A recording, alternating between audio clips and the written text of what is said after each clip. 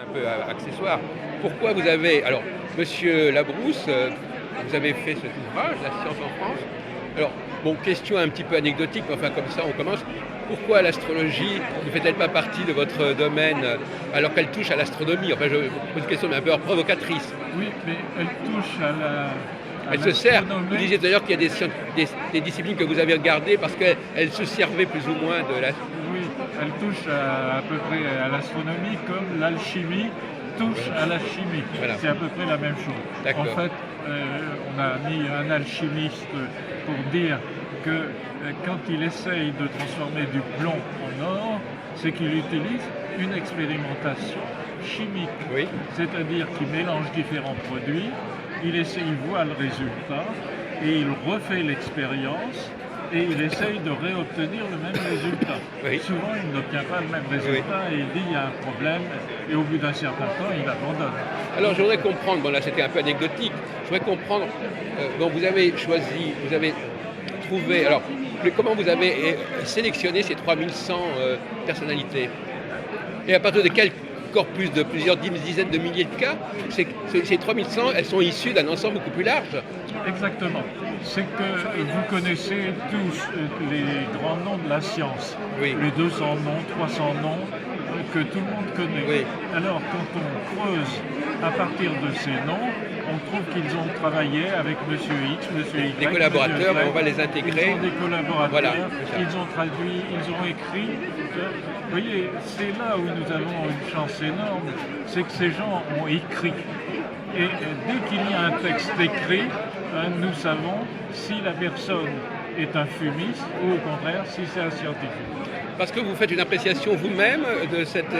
On n'est pas le seul à faire, les gens ont une certaine notoriété, Voilà. Quelle que soit la période. D'accord. Quelle que soit la période. Par exemple, on peut prendre en biologie humaine les médecins du XVIe siècle, dont s'est moqué beaucoup Molière. Parce que finalement vous commencez à de l'an 1000 à nos jours, Oui, rappelons-le. Ce sont des gens qui étaient parfois très importants. Par exemple, ils ne pouvaient pas soigner parce qu'ils n'avaient pas de médicaments, mais ils avaient une technique scientifique, c'est-à-dire qu'ils ont commencé à faire des dissections, ils ont nommé les muscles, ils ont nommé les os, ils ont dessiné ce qu'ils voyaient, ils ont commencé à expliquer comment tout cela fonctionnait, s'articulait. Et après, on est passé à la circulation du sang. Mais ma question, c'est votre méthode de travail. Question sur ces 3100 personnes, elles appartiennent à un milieu de combien de dizaines de milliers de personnes? C'est-à-dire que c'est une élite, donc c'est une minorité, quelque part. C'est une minorité.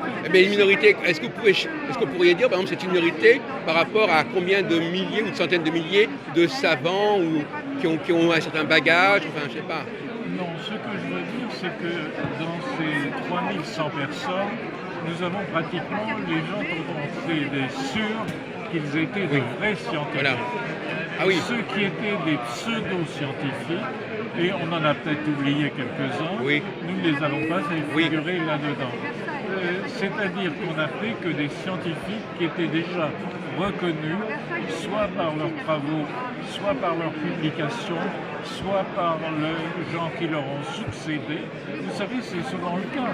Le grand médecin dit j'ai travaillé, j'ai été de l'école de X qui m'a permis de continuer des approches, mais on procède de la même façon à l'heure actuelle. Oui.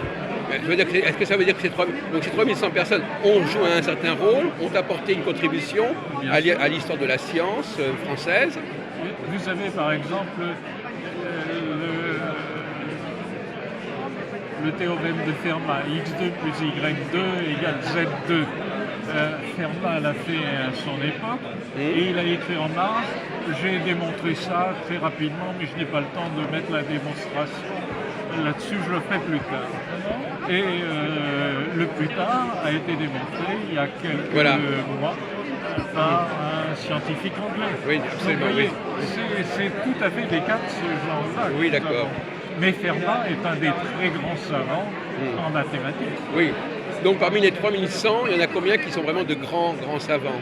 On peut dire que les 3100 sont des savants. Oui. Ça, c'est vrai. Qu'ils sont grands, ça dépend de ce que l'on apprécie. Si c'est l'originalité de leurs travaux, si c'est au contraire, par exemple, je pense aux chimistes du XVIIIe siècle. Les chimistes du XVIIIe siècle, ils ont fait des analyses de produits, mais quand ils analysaient le cuivre, ils vont analyser le zinc, puis après ils analyseront d'autres métaux qui sont des patchworks des uns et des autres. Donc pourquoi va-t-on retenir un nom plutôt qu'un autre? D'accord. Alors on va revenir à notre discussion de tout à l'heure, à savoir que sur ces 3100 personnes, vous n'avez jugé bon de ne citer qu'une trentaine de dames, sur 1000 ans quand même. Et oui, parce que les dames ont fait très peu de sciences et paradoxalement, les premières scientifiques ont été des femmes. Ah, Car on a trouvé des femmes qui se sont intéressées à la science. Exemple, une femme, je ne dis pas son nom parce que je ne vais pas dévoiler tout le contenu du d'accord, bien livre, sûr. qui était à la tête d'un monastère, qui expliquait le contenu de la Bible ou de l'Ancien Testament à ces jeunes filles qui étaient autour d'elle. C'est dit un jour, eh bien, il faut que j'aille vérifier si c'est vrai. Elle est partie en Palestine et elle raconte son voyage. C'est dans le dictionnaire. Mais c'est-à-dire que ça s'inscrit dans quelle discipline? C'est dans les voyages scientifiques. Ah, les voyages scientifiques, C'est d'accord. un voyage scientifique. Et ce qu'elle a dit, ça s'est quasiment vérifié. Elle a refait le parcours du Christ, elle a refait... Oui, d'accord. Donc ça, le voyage scientifique, ça existe aussi. Oui, Et alors là, elle s'est illustrée dans le voyage scientifique. voilà. Et alors, donc, vous me disiez qu'un autre domaine où les femmes se sont illustrées, de manière assez remarquable sur cet échantillon de 30 personnes, c'est la biologie moléculaire. Oui, par exemple, c'est... Et vous dites que ça tient à des orientations, des gens qui ont commencé médecine. C'est des gens, des jeunes filles qui ont commencé médecine, qui ont souvent un diplôme de médecin et qui se sont spécialisés dans la biologie moléculaire. C'est-à-dire que des gens qui maintenant savent tous les secrets de l'ADN, qui coupent les génomes, qui coupent, etc., qui ont décrypté le génome, qui découvrent qu'il y a des maladies qui sont peut-être génétiques. On coupe la partie malade et on raccroche. Est-ce qu'on ne peut pas penser qu'il y a un phénomène de boule de neige qui se fait? Quand une femme est entrée dans ce domaine-là, elle en fait entrer d'autres, quelque part. Oui, non, parce que maintenant, il y a souvent autant de femmes, par exemple, on sait, en médecine, il y a pratiquement autant de femmes que d'hommes à l'heure actuelle. En médecine, mais pas forcément dans la recherche médicale. Dans la recherche médicale, en biologie moléculaire, c'est un tiers, deux tiers. Voilà. Non, mais... C'est quand même très important. Parce que là, un point qui est resté dans l'ombre, enfin je ne voudrais pas monopoliser l'attention, mais dans l'ombre, c'est qu'il faut quand même distinguer un niveau supérieur où il y a des gens qui ont vraiment été remarquables, et puis un niveau un peu plus moyen où il y a beaucoup plus de monde. Non, on est au niveau très supérieur. Oui, non, mais en dessous on a beaucoup plus de monde. Plus on descend dans les hiérarchies de la qualité scientifique, plus il y a de monde, on est d'accord. Donc on peut dire que s'il y en a 3000 tout en haut, à la base de la pyramide, il va y en avoir 10 fois ou 100 fois plus. Il n'y a qu'une médaille d'or CNRS chaque année. Oui, non, mais à votre avis... Mais les médailles d'or ne sont plus réservées qu'aux hommes. Maintenant, il y a des femmes. Oui, mais je veux dire, est-ce qu'on peut considérer raisonnablement qu'il y a à peu près 100 fois plus de personnes qui ont eu la formation de base scientifique que du nombre de personnes que vous avez gardées? Je ne peux pas répondre à cette question. Parce qu'il y a tous les professeurs de physique, tous les gens qui ont une licence ou qui ont un doctorat ou qui ont... Mais là maintenant c'est très, très variable parce que il y a des gens qui ont des diplômes d'enseignement supérieur, qui sont ingénieurs, qui sont voire docteurs dans une discipline. Et il y a beaucoup de femmes qui sont par exemple docteurs en médecine et qui n'exercent pas, mais qui ne font pas également de recherche. Oui, d'accord. Donc il y a beaucoup de gens qui ont un bagage, qui avaient un potentiel au départ, qui avaient un bagage, et sur ces personnes-là, il n'y a qu'une petite minorité qui en a fait qui a transmis, qui est passé du plomb en or, si on peut dire. Parce que pour faire de la science, il faut être passionné. Oui. C'est à la fois, moi je les appelle les aventuriers de la science. Oui.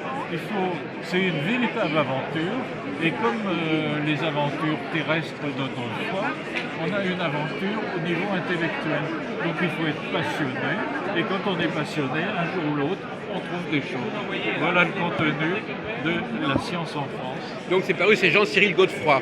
Oui, Jean-Cyril Godefroy, éditeur, qui a fait un dictionnaire, par exemple, des outils, qui est un ouvrage remarquable. D'accord. Écoutez, je vous remercie beaucoup, monsieur Christian Labousse. On aurait pu continuer longuement, mais je pense que la décence veut qu'on vous laisse tranquille.